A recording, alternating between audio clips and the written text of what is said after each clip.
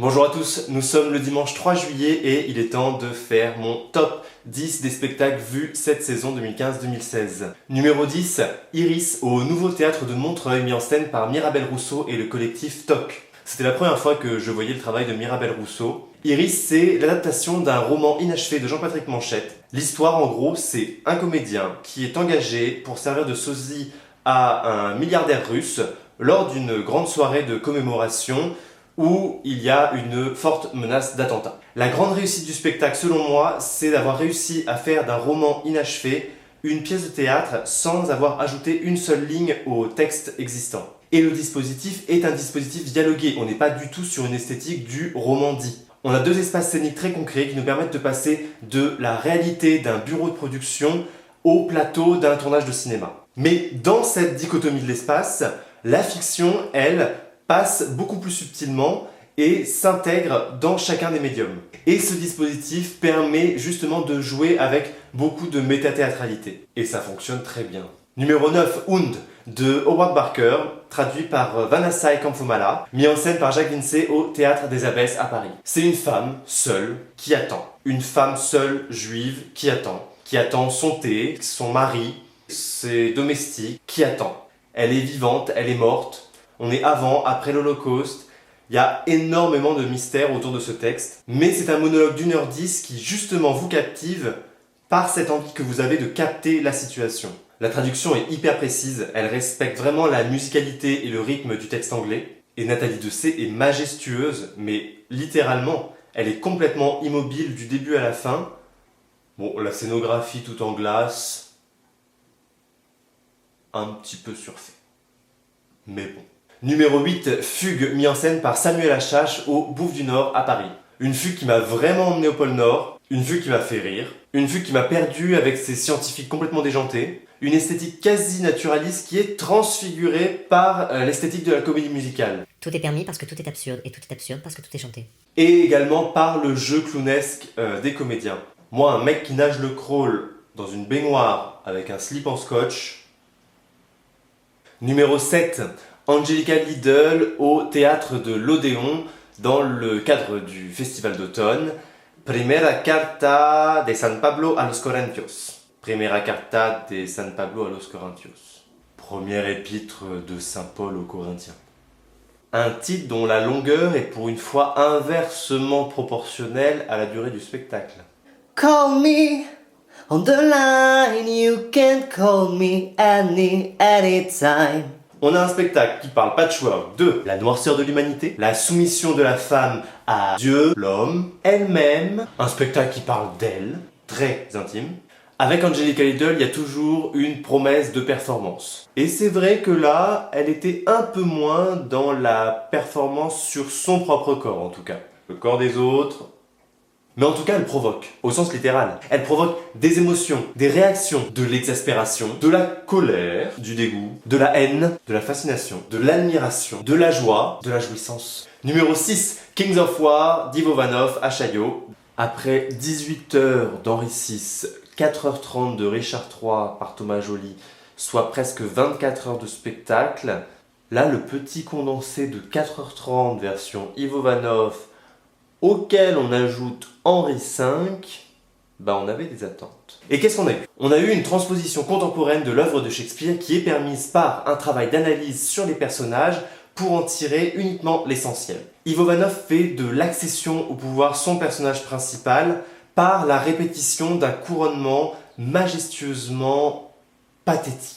Le jeu est très simple et épuré, on est très loin des grandes envolées shakespeariennes. Mais c'est aussi ce jeu qui permet une transposition plausible dans le monde contemporain. Beaucoup de vidéos live et préenregistrées qui se confondent, un petit peu trop de vidéos parfois, mais ça fait partie de l'esthétique et l'ensemble est quand même très cohérent. Numéro 5, Ça ira, fin de Louis, de Joël Pomera aux Amandiers à Nanterre. Pour résumer le dispositif, Pomera a pris l'histoire de la Révolution française, a viré l'époque, les costumes, les personnages, et il n'a gardé que les rapports de force qui ont fait cette histoire de la Révolution française. Alors, ça ressemble à ce que je disais sur Ivo Vanov, mais pas tout à fait. Pomera est beaucoup plus radical. Il garde de la Révolution française uniquement un canevas dramatique très précis, dans lequel il réintègre des figures politiques contemporaine. Ça marche, c'est cohérent, c'est crédible, tellement qu'à un moment j'ai quand même cru que j'avais participé à la création des États généraux. Numéro 4, Oedipus der Tyrann de Romeo Castellucci au théâtre de la ville dans le cadre du festival d'automne. Le résumé de Oedipus der Tyrann.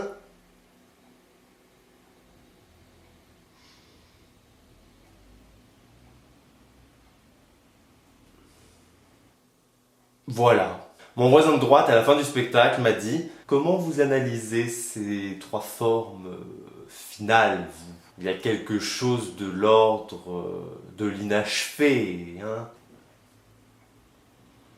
En fait, justement, j'analyse pas. Ce que j'adore avec Castellucci, c'est qu'il ne me permet pas d'analyser les choses. Il ne me donne rien de prémâché et je suis toujours en questionnement à la sortie de ces spectacles. Effectivement, au premier degré d'analyse, on a quand même 3 bouses sur scène qui pètent à la fin du spectacle. Et puis après, on peut partir super loin. Mais il faut prendre le temps, pas à la sortie du spectacle. En tout cas, esthétiquement, c'est complètement dingue, comme toujours avec Castellucci. Il va même jusqu'à mettre en scène le surtitrage. C'est-à-dire qu'on a un tulle qui recouvre complètement le cadre de scène sur lequel est projeté le surtitrage.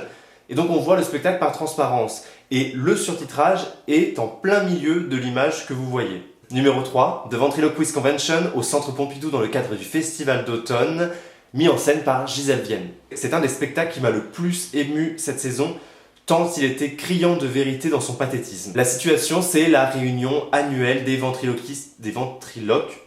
La situation, c'est la réunion annuelle des ventriloques dans une salle immense dans laquelle il n'occupe qu'un quart des chaises. On a une pseudo-star de la ventriloquie qui en fait des caisses pour mettre de l'ambiance dans cette réunion de dépressifs. Je trouve que Gisèle Vienne a su vraiment mettre en lumière la solitude du marionnettiste et la relation très particulière qu'il peut entretenir avec sa marionnette qui est de l'ordre d'une relation de vivant à vivant et pas de vivant à objet. Honnêtement, c'est une galerie de personnages comme on en voit rarement.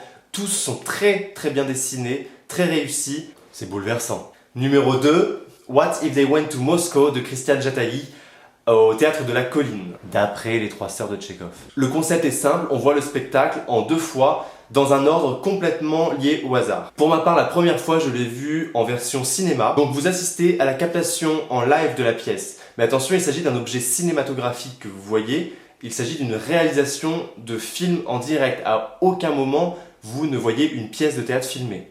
Deuxième partie, j'assiste donc au spectacle en direct cette fois, en live. Et là, c'est une assez grosse surprise quand même, puisqu'il s'avère que ce qu'on pensait être un décor complet est en fait 4 pauvres paravents qu'ils ajustent pour garder l'illusion dans le champ de la caméra. Le gros point fort de ce spectacle, en plus de son dispositif, c'est la direction des actrices. Elles sont d'une justesse incroyable. Et c'est vrai que voir le spectacle à travers 2 médiums différents, 2 fois de suite, ça nous donne à voir des choses qu'un médium ou l'autre ne permet pas toujours. Le cinéma avec les plans serrés vous donne à voir des actions de façon très précise, très intime, tandis que quand vous êtes dans la salle, vous choisissez de regarder où vous voulez, à n'importe quel moment. La question finale pour moi, c'est quand même de savoir si le texte des Trois Sœurs de Tchekhov, que Christian Jataï a adapté pour le spectacle, est un prétexte pour mettre en place ce dispositif, ou s'il y a une réelle volonté de monter ces 3 sœurs. Selon moi, le dispositif quand même a primé sur toute l'histoire. Et enfin, numéro 1 de mon top théâtre 15-16,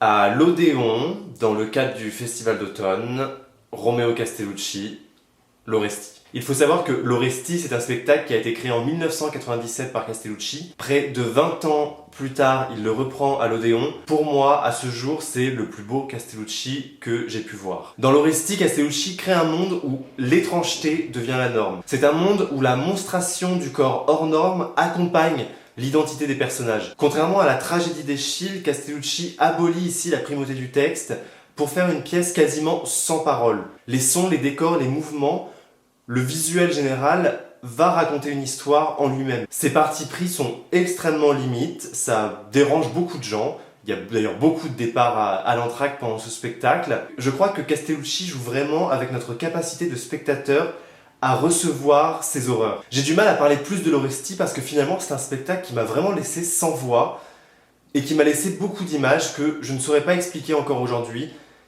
et que j'ai envie de garder intactes, sans analyse. Voilà pour mon top 10 théâtre de la saison 2015-2016. On se retrouve très vite pour le Festival d'Avignon et le Festival d'automne un peu plus tard. À très bientôt.